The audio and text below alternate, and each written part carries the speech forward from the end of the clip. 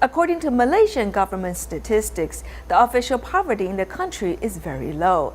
This figure has gone from nearly half of the population in 1970 to 0.6% in 2014. Analysis of this information should mean that Malaysia has very good anti-poverty policies. However, when examined in another light, developed countries such as Europe and the United States continue to have difficulties lowering the poverty rate to below 10%. This leads many to believe that Malaysia's official statistics may be misleading.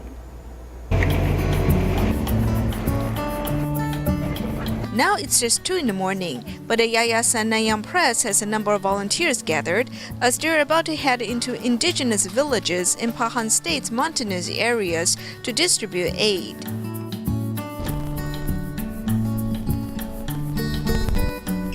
Malaysia's Pahang State is equivalent to the size of Taiwan. NGO volunteers from the capital of Kuala Lumpur are going to Pahang's mountainous region, as some 80% of this state is original forest. Many indigenous people live here without any water and electricity. To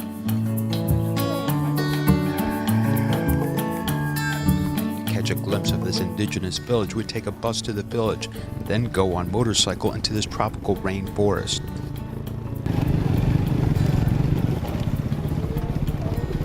Here we see thatched roofs on all of these dwellings, which are scattered throughout this area. In this forest, it is hard to find suitable wood to build this residence. In indigenous tribes, a standard house is much like this, with a thatched roof and wooden walls and a floor. 3 families live in this house, with each family occupying 1 room, as there may be a dozen people living here. This house is very flammable, and yet these houses have cooking fires. When we get food, we put it here so it can cook. There's no water and electricity in this indigenous village. Fires caused by cooking have burned many houses, with these residents forced to live in a community activity center, which is also the village's largest building and also its school. Most of the parents here collect rubber, and they leave their children here and work until evening before returning home.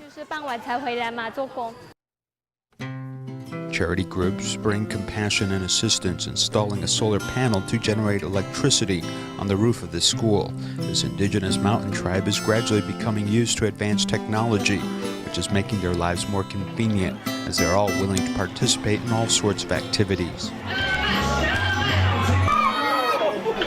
This indigenous language is not something that everyone can understand, but a smile is a universal language, as these children welcome the volunteers with their smiles.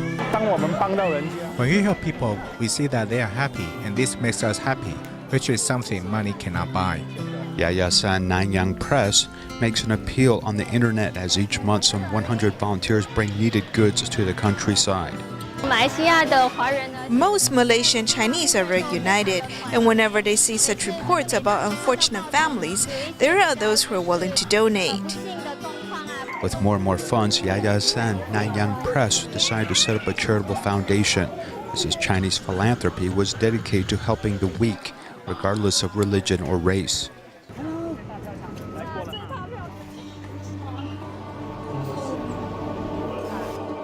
For low-income households, the government provides cheap rentals called government housing, and this is where charities do much of their work.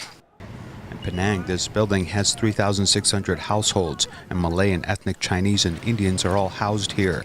Poverty doesn't discriminate amongst races. She has no fixed income, and she's a single mother who's extremely poor and doesn't have an education. This Malaysian charity, 7979, not only assists families in distress but also aids in major domestic and international disasters, mobilizing volunteers to travel around the country. It has a total of 90 stations, with 25 of which open to vulnerable children.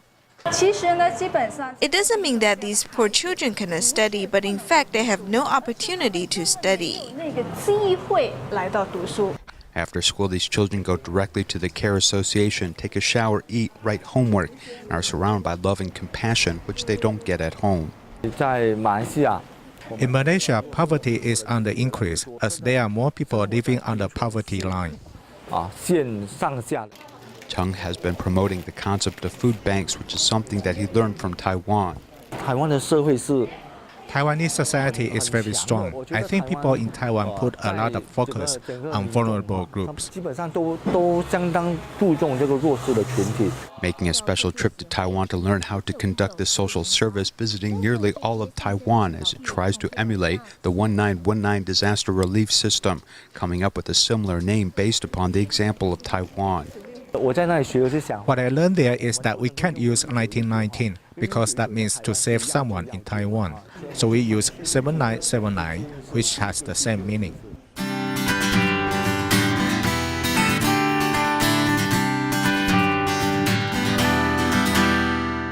There are poor families around the world.